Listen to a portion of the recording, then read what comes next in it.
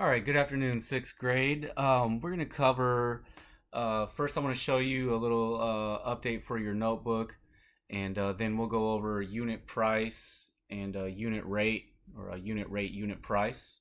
So, first thing, if you go to your classroom and if you click on classwork, the first bar here will say student notebook example. And this is kind of the notes that we do in class, and we get from some of the students' notebooks, and we keep them in order day by day.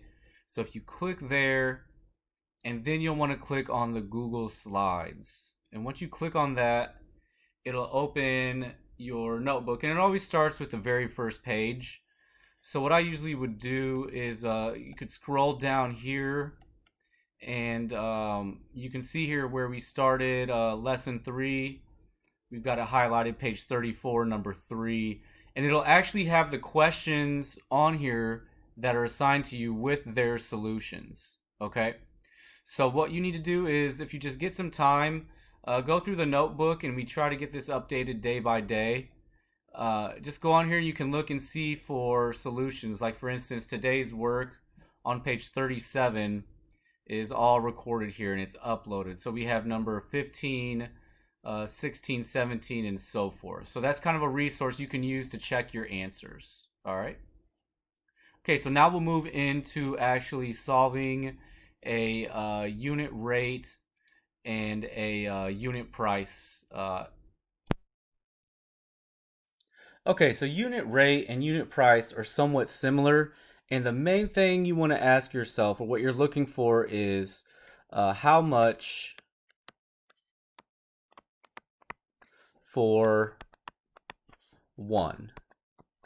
So we want to get for 1. And if you notice with number 14 here, they kind of did that work for you. And it says here, Davis printed 24 photos in 8 minutes. How many photos did he print per minute? So that's how many photos did he print in 1 minute.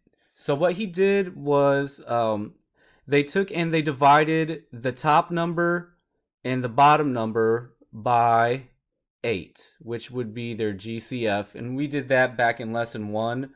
The trick to this one, for you guys that are doing this at home, if we divide by whatever's on the bottom, that's going to turn our denominator for our result into a 1, because anything that's divided by the same number is automatically going to turn into a 1.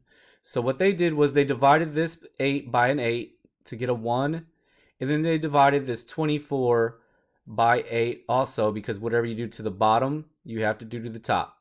And they ended up with a 3. So the answer being 3 photos per minute. Okay, so let's move over to number 15. And 15 has Carrie planted 48 tulips, okay, in 12 minutes. So we put 12 at the bottom. One way you can look at this is the first number goes on top and the second number goes on bottom. You just got to be careful of what they're asking, okay? And they're asking the same thing per minute, okay? So we're looking at the unit rate, okay? And what we're going to do is we're going to divide the top and the bottom by 12. And we're going to divide up top by 12. We're not dividing by a fraction. We're just dividing by the GCF of 48 and 12. And that just so happens to be a 12. Okay? Now, once you do the math, you can use a calculator for this. We know that any number divided by itself is going to be a 1. Okay? And when we go up here and we type in our calculator, 48 divided by 12, we end up with 4. And what that means is that Carrie can plant 4 tulips in 1 minute. All right. Unit price is going to function the same way. We're going to use a ratio / fraction. Okay, so we got to pay attention to what we have here. We've got the Reyes family bought 4 tickets, or 4 concert tickets, for $252. Okay, they want to know what was the price per ticket. So because price per ticket, price is first, we're going to go ahead and take 252 as our numerator, and we're going to place 4 as our denominator. Okay. Now, what they want to do is per ticket, they want to look at how much is one ticket. All right, so if you go ahead and do the same thing that you did for unit rate, okay, it's kind of the same thing. It's going to be a lot of rinse and repeat. Okay, and what we're going to do is divide by the denominator because we want to get our new denominator as a 1. So we can get it to price at 1 ticket, okay? Now, when we go ahead and in your calculator, we type in 252 divided by 4, we end up with $63. So you can look at it as $63 is the price of 1 ticket.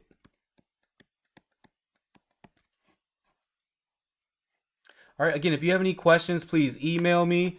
If there's certain things you're not understanding and you want to request a video, I'd be more than happy to take that request and make a video for you to help you understand better.